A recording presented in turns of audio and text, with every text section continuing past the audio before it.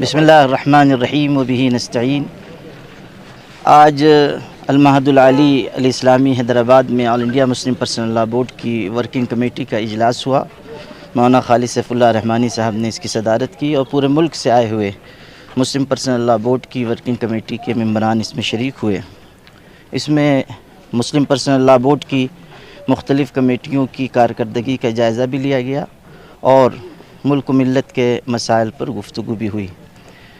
آخر میں چند تجاویز منظور کی گئیں۔ ان میں سے ایک تجویز عبادت گاہوں سے متعلق ہے، جو مساجد کا معاملہ چل رہا ہے اور جس طرح مختلف مساجد کے سلسلے میں طرح طرح کی باتیں سامنے آ رہی ہیں، اس سلسلے میں یہ طے کیا گیا ہے کہ حکومت وقت کو توجہ دلائی جائے کہ مساجد کے سلسلے میں جو صورتحال بن رہی ہے اس پر قابو پایا جائے، عبادت گاہوں کی حرمت، اس کا تقدس باقی رکھا جائے۔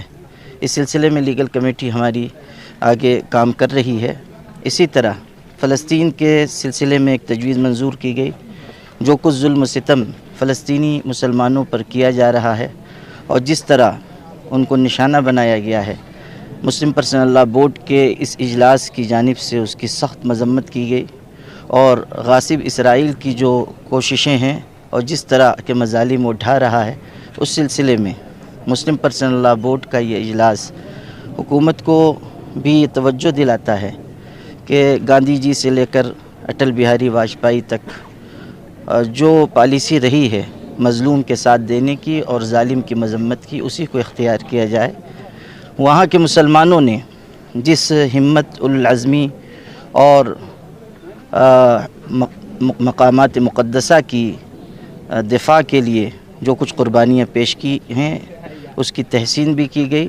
اسی طرح انسانی برادری نے جس طرح مظلوموں کے حق میں آواز اٹھائی ہے، اس کی بھی ہم تحسین کرتے ہیں، عالمی انسانی برادری کا شکریہ ادا کرتے ہیں۔ All India Muslim Personal Law Board کا ایک بہت اہم کام اصلاح معاشرہ یعنی سماج سدھار کا ہے۔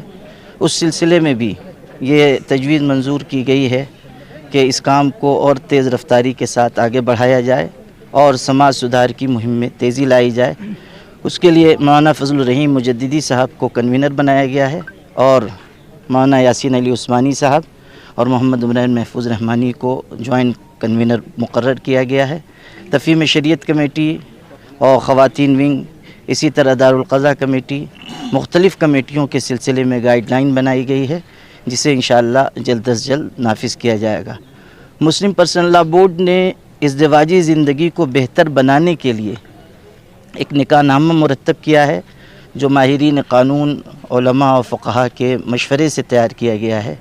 آج کے اس اجلاس میں یہ تجویز منظور کی گئی ہے کہ اس نکاح نامے کو عام کیا جائے اور تمام نکاح پڑھانے والے حضرات، قضات، ان سے درخواست کی جائے کہ وہ مسلم پرسنل لاء بورڈ کے اس نکاح نامے کو عام کریں اور اسی کے ذریعے نکاح پڑھایا کریں۔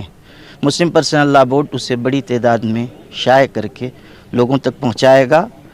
مسلمانوں سے بھی گزارش ہے، ائمہ، علماء، نکاح خواہ، قاضی حضرات سے بھی گزارش ہے کہ وہ اس سلسلے میں پوری توجہ دیں۔ اس کے علاوہ مسلم پرسنل لاء بورڈ نے عبادت گاہوں کے مسائل پر بھی غور و فکر کیا ہے اور لیگل کمیٹی کو اس کے سلسلے میں ہدایات دی گئی۔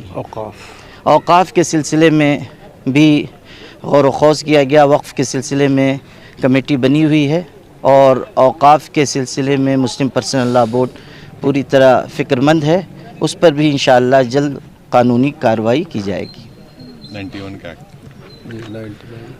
جو عبادت گاہوں کے سلسلے میں قانون بنا ہوا ہے، اس پر بھی غور و خوض کیا گیا ہے اور انشاءاللہ اس سلسلے میں بھی لیگل ٹیم ہماری کچھ کام آگے بڑھائے گی۔